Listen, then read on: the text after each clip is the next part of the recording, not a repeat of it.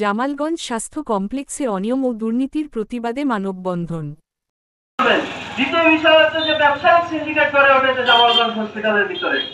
এই ব্যবসায়িক সিন্ডিকেট যদি অচিরে বন্ধ না করা যায় তাহলে এটাই আজকে শেষ নয় বন্ধুগণ।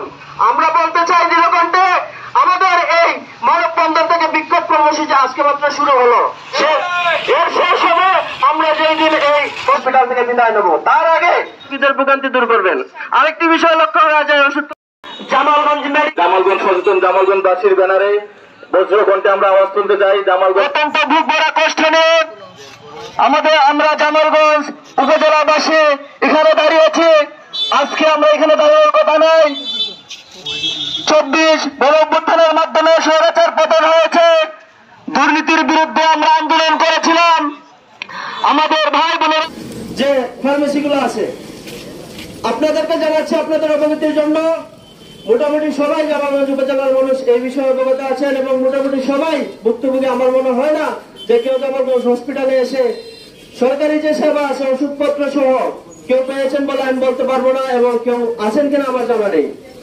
আমরা বলতে চাই মানুষ এ পর্যায়ে বক্তব্য প্রদানের জন্য 24 গণঅভ্যুত্থানের মাধ্যমে স্বৈরাচার পতন হয়েছে, দুর্নীতির বিরুদ্ধে আমরা আন্দোলন করেছিলাম।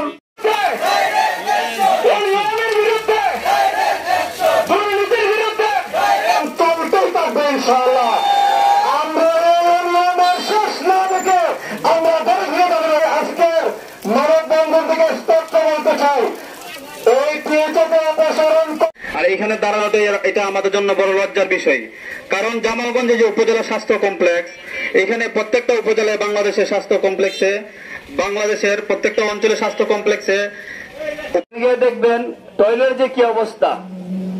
একটি মানুষ সে একটি টয়লেটে আরাম করবে, বাথরুমে গিয়ে বাথরুমে যে কি অবস্থা, প্রচন্ড খারাপ, পানি নেই, অনেক কিছু নেই। আমি নিজে ভুক্তভোগী, তার অনেক কিছু সমস্যা আছে এখানে। আর বিশেষ করে দেখেন আল্লাহ তাআলা বলেছেন, আমরা কি জানি যে একটি রোগীর কাছে আমরা রোগীর জন্য সবাই দোয়া করি না, বলা হয়েছে না রোগীর কাছে তোমরা যাও দোয়া আনার জন্য।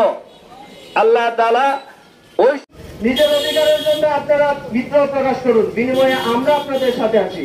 আরেকটি বিষয় বলতে চাই, আমাদের এই যে আজকে দাঁড়ানো আমাদের যে মানববন্ধন, এটাই হলো এর শেষ হবে আমরা যেই দিন এই অযোগ্য টিএস এবং নেশাগ্রস্ত টিএসকে এই জায়গাতে থাকে, আমরা যদি এখানে না থাকি তখন তাদের অবস্থা হয়ে যায় তারা যেন প্রভু সেজে বসে থাকে, চিকিৎসাটা যেন তাদের দয়া বসে